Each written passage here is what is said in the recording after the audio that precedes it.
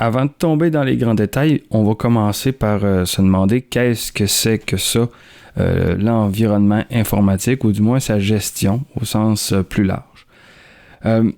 Au cours de notre travail en infographie, on travaille essentiellement avec l'ordinateur et tout ce qui l'entoure.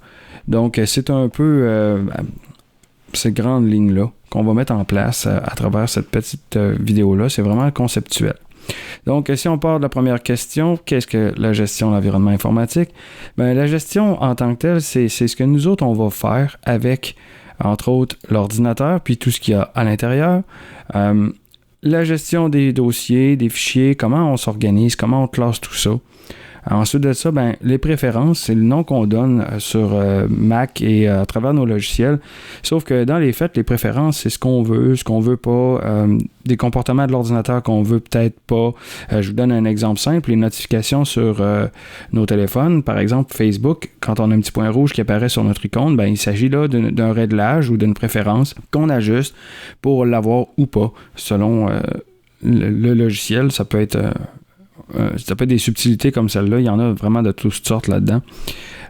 Ensuite de ça, on va avoir aussi des fois à gérer peut-être des petits problèmes ou entretenir notre machine, notre ordinateur ou notre structure de fichiers, un périphérique externe comme une clé USB, exemple.